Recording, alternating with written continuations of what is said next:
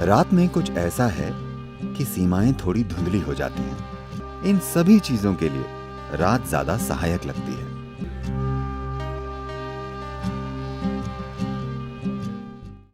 तीन तरह के लोग होते हैं जो रात में नहीं सोते। एक रोगी रात में नहीं सोता। रोगी का मतलब है बीमार इंसान, क्योंकि वो सो नहीं पाता। एक भोगी रात में नहीं सोता। एक सुख खोजने वाला रात में नहीं सोता, क्योंकि उसके कामों के लिए रात मददगार होती है। एक योगी भी रात में नहीं सोता, क्योंकि उसके लिए भी रात बहुत सहायक होती है। आप इनमें से क्या हैं आप तय कर सकती हैं, मैं कुछ नहीं कहूंगा। रात में क्या खास होता है? देखिए, रोशनी। हमारे लिए रोशनी इसलिए कीमती है क्योंकि हमारी आंखें एक खास तरह से बनी हुई हैं। रोशनी आपको हर चीज अलग अलग करके दिखाती है। देखिए, अभी क्योंकि यहाँ रोशनी है, मैं इस इंसान को, इस इंसान को, इस इंसान को, इस इंसान को देख सकता हूँ। मान लीजिए लाइट चली गई और अंधेरा हो गया, मैं बस लोगों के झुंड को देख पाऊंगा। मैं इस इंसान को, इस इंसान को, इस इंसान को नहीं देख पाऊंगा। तो रात में कुछ ऐसा है कि रात में सीमाएं थोड़ी धुंधली हो जाती हैं। तो योग के लिए, सेक्सुअलिटी के लिए, दोस्ती के लिए, नजदीकियां, पढ़ाई, फोकस, इन सभी चीजों के लिए रात ज्यादा सहायक लगती है, क्योंकि रात में आपके और दूसरे के बीच का अंतर कम हो जाता है। सिर्फ इसलिए क्योंकि हमारी आंखें इस तरह से काम करती हैं। जहां रोशनी ना हो, वहां हमारे अनुभव में हर चीज मिलकर एक हो जाती है। तो एक योगी, एक भोगी और एक रोगी, ये तीनों रात का इस्तेमाल करते हैं। आप भी इसका इस्तेमाल कर सकती हैं। इसमें कोई समस्या नहीं है, जब तक कि आप क्लास में सोती ना हो। अगर आप क्लास में नहीं सोती तो ये चलेगा, इसमें कुछ गलत नहीं है।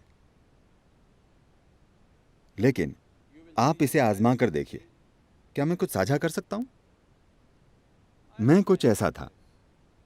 जब मैं सोता था, मेरा स्कूल आमतौर पर सुबह 8:30 का होता था। 6:45 से मेरी माँ और मेरी बहनें मुझे जगाना शुरू कर देती थी। बहुत सी चीजें करनी पड़ती थी। वे मुझे बिस्तर पर उठाकर बैठा देती थी। वे आकर मेरी बाह मरोड़ती थी, ये करती थी, वो करती थी।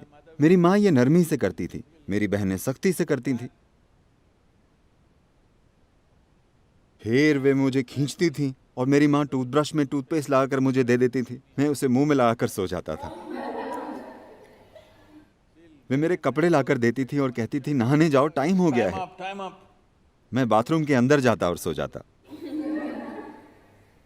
अगर कोई मुझे ना उठाए तो मैं दिन में 1-2 बजे तक एक पत्थर की तरह सोता था। जागकर करवटें नहीं बदलता था, बस मुर्दे की तरह।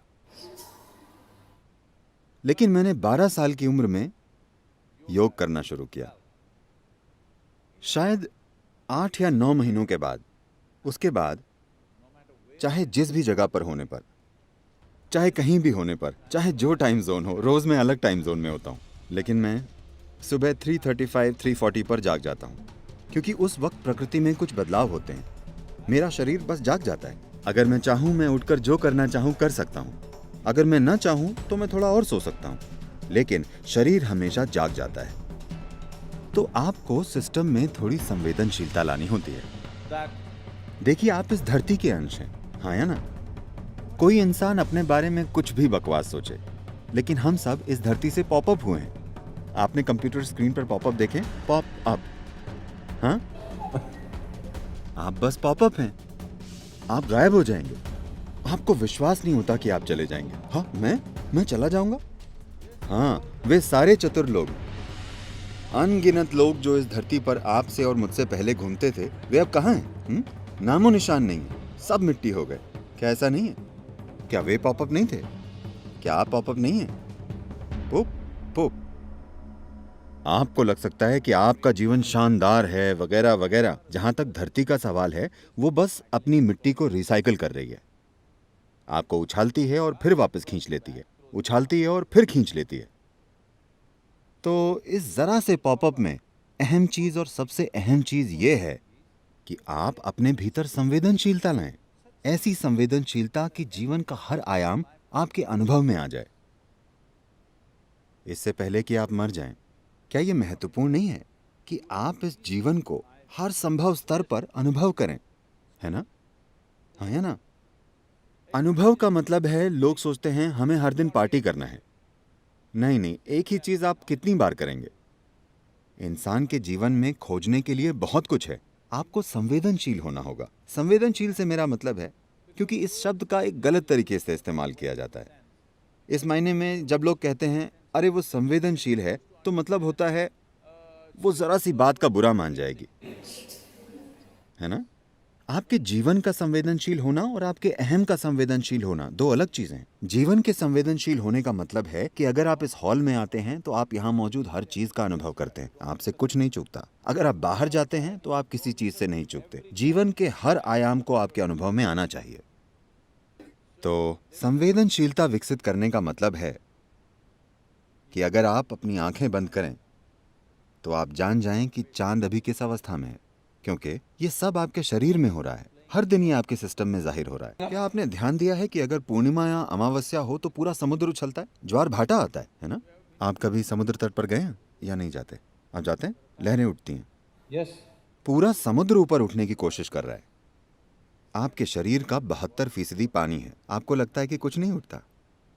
ये उठता है। सूरज और चंद्रमा की हर स्थिति और कई चीजें जो धरती के साथ हो रही हैं, वो आपके साथ भी हो रही हैं। आपके जीवन को संवेदनशील बनना चाहिए, तभी आप जानेंगे कि आपके जीवन के हर पहलू को कैसे संभालें।